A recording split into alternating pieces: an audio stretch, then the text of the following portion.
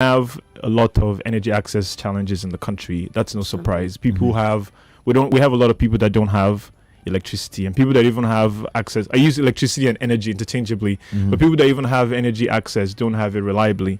Yeah. And so we're saying we think solar, we think the sun could be a good source of this.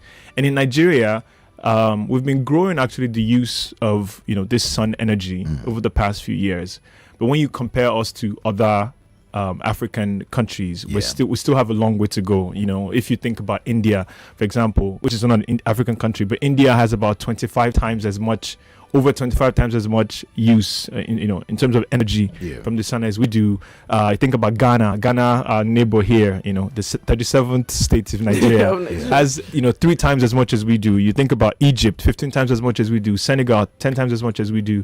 So we're just saying we have deepening. Let's deepen. Let's go deeper. Let's use more sun energy effectively. Awesome. Okay, so this work was co-authored, and we're going to come back to that in a minute. But this work was co-authored with Olan, like I mentioned earlier. So where did the idea for this come from, and why at this particular time? Because if I understand correctly from what you're talking about, is the research was meant to look at other ways, right, that we can use the sun and solar outside of charge my phone, power power my fridge. So where did the idea come from, and why at this time would you say that this research was necessary? So first of all, we try to drive impact in Nigeria, right? So we're always looking for people who are at the rock face, who are doing this work actively. Olan is an example of an organization that has been working on energy access in Nigeria for a very long time. So it was a no-brainer that we tried to partner with someone like Olan. And the topic is very relevant. I mean, depending on whose numbers you're looking at, right? About 30 to 50% of Nigerians don't have access to electricity today. More than. Yeah. So I mean, I use that big range because there are different numbers out there, and even for the people that have it, based on surveys that we did, less than 25% even have reliable access. Reliable measured as more than 8 hours, or not. We're not talking. We're not even looking at the full 24 hours. Yeah. So this topic of energy access is ever relevant in Nigeria. And so that's why, and we continue to we're moving to a world now too where we're talking a lot about climate change and sustainability and all of those things. And so given all of these things, it just felt like a very relevant topic, and Olan felt like a relevant partner given the experience that the organization has on this topic so far. We are a relevant partner. I'm just going to say that. Yeah, we are. That's right. Answer. We are indeed. You are. We are. Okay. You are indeed. I was saying where is Nigerian for in the mix really right now? Because it's more or less like this Nigerian folk, no, but we are partners with you guys too. Are we not partners? That's what I'm saying. Exactly. So all round, let me think. Ask that question.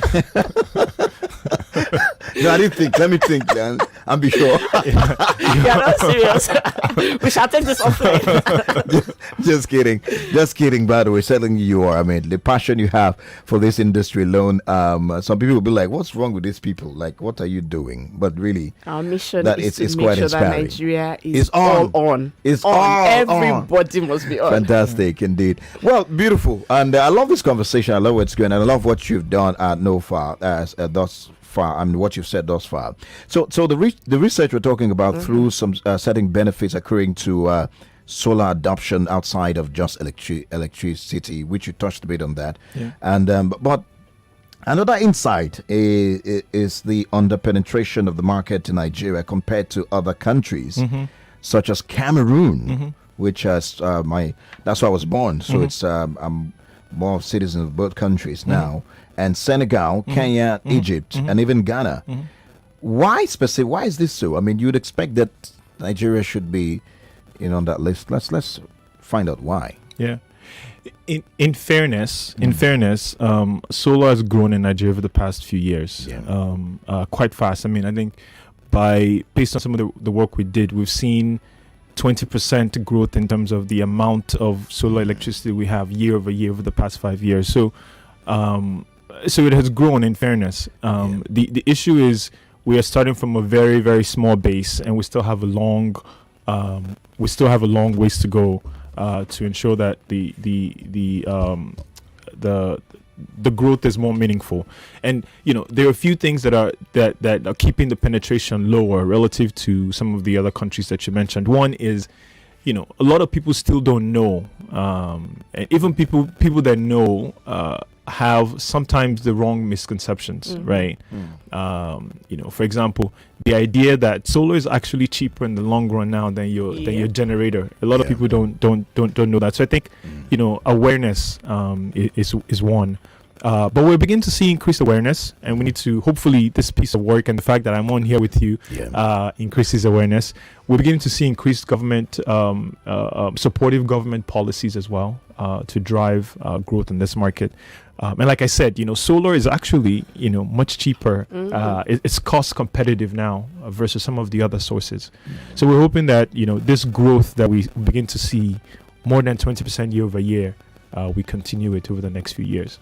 Absolutely. Okay, and that takes me to the next question I was going to ask. So in the course of the research, right, there were certain sectors that, your research threw up as that solar is super beneficial to. Yes. So do you want to tell us about some of the sectors and, just tell us, some of the things that you uncovered? I know education was one of them. Right. So maybe tell us, just run through some of the sectors and then some of the benefits that, that we saw. Yes, a good question. So one of the goals of the research was to actually bring some of these tangible benefits to light, right? So that we're not talking about electricity and solar in a sort of in a theoretical way, and perhaps if we talk specifically about some of these benefits, then it encourages more solar. So you look at a place like healthcare. We did research where we looked at primary healthcare centers in Nigeria that had deployed solar and compared their benefits. Compared what they experienced to primary healthcare centers that didn't have solar. You find that antenatal care, which is care for mother and the baby during pregnancy, before birth. We found that primary healthcare centers that had solar, so we're able to sort of do more of that. Vaccines spoiled less. Schools that had solar, boarding schools. We looked at boarding schools that had solar with some energy storage. Their students could study more at night. Farmers that are using solar, they lost less of their materials and their food. The market women that had solar, we saw that they were able to sort of work longer hours. So we tried to look at these specific use cases to make the benefits tangible, and they're quite material, in fact. Okay, so I mean, you mentioned the healthcare sector, you've mentioned education. So what other sectors did you look at, and what were some of the other potential benefits that you saw in those sectors? Yeah, so we looked, like you said, we looked at healthcare, we looked at education, we looked at food security, of course, right? So the idea that you can we know food security and wastage is a big a good chunk of the food that we produce actually goes to waste because we don't have a cold chain. And so being able to create cooling capability with solar allows reduces sort of wastage. We talked about trade, so we looked at markets. Sabongari, for example, there's deployed mini grids and the benefits that they've been able to experience in terms of reduction in losses due to fires, the ability to stay open longer. We looked at even emission drop in emission instead of using generators. We have to be very, very careful when we talk about emissions in Africa generally, because Africa is not contributing a good chunk. But even within that, we saw some benefits as well. Just even the reduction in the number of I better pass my neighbor fighting. Recently there was a tweet I stumbled on. You know how Africans are. Sometimes on Twitter we pick on each other, try to, I love it. Sometimes it pushes people to, do better for their countries, but at the same time, sometimes it bites really hard. So a tweet I saw, this, I don't know where that person was from, but not Nigerian. The person said something, and I said, I would have continued to speaking to you, but you wouldn't hear me because, the generator sound has blocked your ears. That got to me, because I know it's true. There's no defending here, because sometimes they put off they bring there's a restoration of power from the grid, and then you realize how much peace, How much noise, yeah. and then sometimes we just focus on the noise, forgetting that there's a mission involved also. Yeah. You understand, and all that. So having said that, I know that bite is still biting me right now. So having said that, per countries with high fuel generator emissions, some of them have opted out for solar PV systems.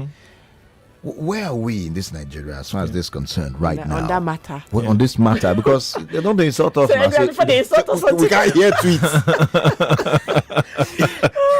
Where are we? No, that one on your behalf. I'm pinned on your behalf. Like you pinned me for yourself. Like I feel like in Nigeria we're very much, given our size and our style and our culture, we're very much a target. But it's all love, I guess. Yeah. So I always like to caveat the emission discussion, because the conversation around climate change is an important one now, right? Like we've just come out of COP26. COP27 is Africa's COP. In Egypt, like Africa is not largely the source of the emission problem, right? So let's just start that as I think the idea that we should build better and be green and all that is great, and we should, but the problems that the world has is not something that Africa caused. This Absolutely. is my personal opinion. And so important to just have that context. But within that, so Africa is not the largest, but within that, Nigeria is one of the largest emitters within Africa. There's with, a lot of us. with South Africa. So because in solar and other renewable sources allow us to continue to sort of like bring those numbers down. And because solar, this sun energy, as we said, is still underpenetrated, we still have a long ways to go. But hopefully with Nigeria Info and Olon and BCG and all of this conversation, we can continue to move the needle. Hopefully on by this. next year, nobody will be able to look at you on Twitter and say, No, sincerely, I wanted to respond, but I just did some something you have to introspection. swallow. You're right. True. Exactly, something, just swallow it and just take it. You took one for the country. And I'm like, okay, well, at least we have power solutions. Exactly. We And discuss about keep it. talking to them about it. I'm going to share this story again. But beautiful. I love the one when you talked about the mission, the fact that you said that as far as the entire contribution of the world's concerned, Africa is not really as significant compared to other industries. But Nigeria, in the little so-called insignificant number, we are very large, obviously, as you can see in South Africa. And like you said, the truth is awareness will go a long way. Correct. Awareness, the fact that people have to understand that it is healthier, it is cost effective, it is safer, it is everything better to have to use solar as against the generating set, and also cost wise. That's where some people have challenges. Say, it's expensive for I don't have millions. But at times you look at the long run, like we always say, you realize that you're spending much more than you would spend if you just installed the solar panel, as it were. And it's great that you've talked about that. And it kind of takes us to the next question. But I'm just going to also give you a little info based on my past work experience. And it's interesting. A few years ago, I worked for the Lagos State Employment Trust Fund, and I don't know if you know anything about it. So Lagos State would give 5% loan to businesses mostly. And it was interesting research that came up right at that time was that over 60% of the businesses that came to get a loan wanted it for power purposes. So it was either, my gen set is too small, so I need to buy a bigger one, or my this is this, or my that. Over 60% of the businesses, of the SMEs that came for a loan came for that purpose. So it takes us to our next question, which is interesting because, you guys also threw up some things for the SMEs within that space. And one of the things is the fact that there are so many benefits, right, that SMEs stand to gain from, adopting solar as opposed to generating sets. So do you want to maybe talk to us about, some of the ways that, we can change our ways in quotes? Yes. So one of the an SME type we looked at was actually trade, retail trade. By our estimates, 90+% of our retail trade today goes through informal markets, and in these markets, without a lot of them don't have, some of them don't have grid connection. So without grid connection, they use generators. Generators are noisy. Generators, they actually have fires, causes, and there's a significant amount of losses. Because if you don't have light and you don't have a generator, and at the end of the day you have to sort of close. We found out they close 2 to 3 hours earlier than they would ordinarily prefer to be open.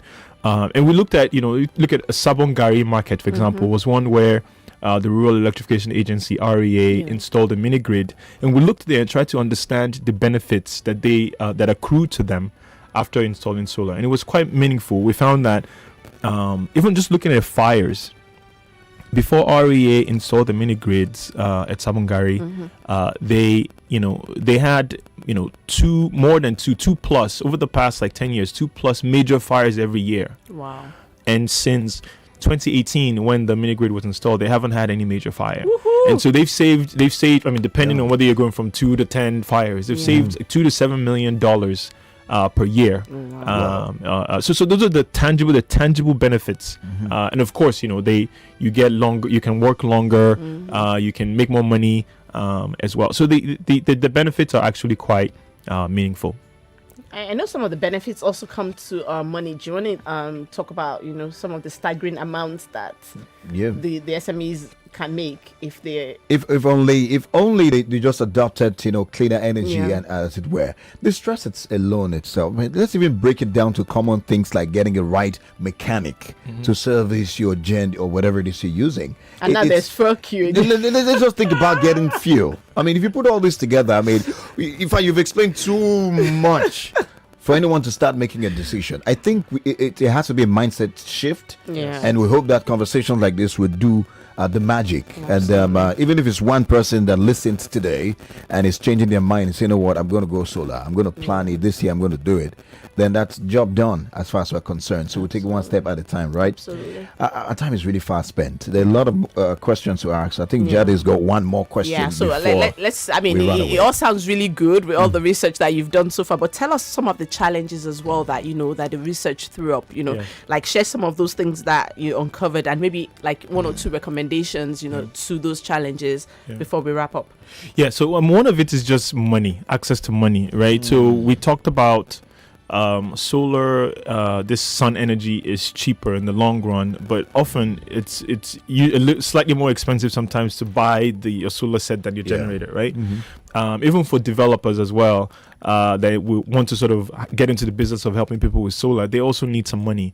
So so access to finance, to capital, is one challenge. And so and we're seeing government and other actors come up with low-cost financing approaches. You talked about Lagos State, LSCTF working on something like that. So I think that's one. It's just access to finance. There's also just increased awareness, which we're doing here today. It's easier for someone to start a business for solar when I feel like a lot of other people know about it, and I'm not sort of like running around trying to find one client here, one client here. So we can aggregate, with increased awareness, we can aggregate demand. And I think maybe another one that I'll end with is just we need bodies and skills as well. If you start a solar business today, you want to make sure that you can hire people from the polytechnics that would be your technicians, installers and things. So in our schools, in our technical institutions, we need to be training specifically for this industry as well. And of course, I mean, government, we also need to continue to, Standard Organization of Nigeria, we also need to be deepening, creating standards, quality standards, such that when a solar developer buys equipment and components, they know that the quality is high. Absolutely. And when the customer buys, they know the quality is guaranteed as well.